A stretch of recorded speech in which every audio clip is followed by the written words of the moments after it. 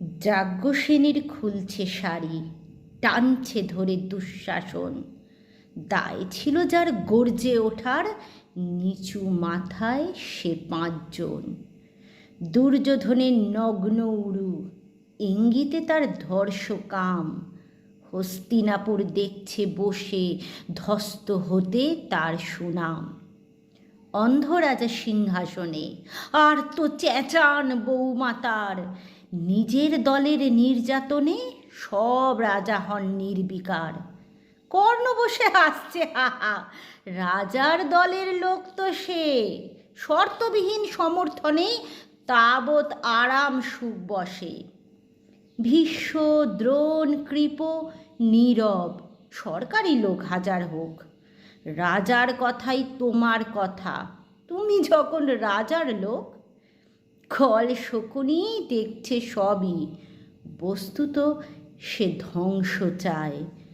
ঘরের মাটি লাল হয়ে যাক দেশ বিভাগের যন্ত্রণায়। সুশীল সভায় ঘটছে যখন রাজ অপরাধ জঘন্য, ঠিক তখনই তার বিরোধে চেঁচিয়ে ওঠেন বিকর্ণ। বিকর্ণ নন কেউ কেটা লোক, 100 ভাইয়ের একজনা। তেমন করে এর আগে কেউ তার কথাটাই জানত না। যতুগৃহে কারেন্নিরা, অন্তত তা নেই লেখা। ভীমকে যখন বিষ খাওয়ালো তখনও তাঁর নেই দেখা।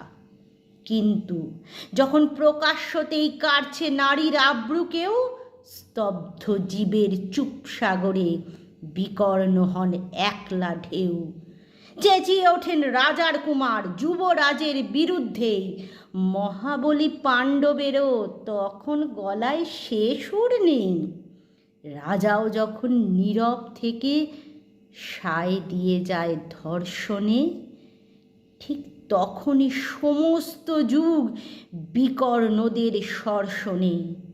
আমরা যারা কিচ্ছুটি নই, একটি মোটে ভোট কেবল, অত্যাচারের সামনে এলে সঙ্গী শুধু চোখের জল। পোষ্যভাবে যাবনা চেবাই অন্ধ এবং নিকর্ণ। প্রার্থনা থাক আমরা যেন একবার হই বিকর্ণ। মরার আগে হতেই হবে রাজার সভায় বিকর্ণ। কবি আর্যতীর্থের কবিতা বিকর্ণ আবৃত্তি করলাম।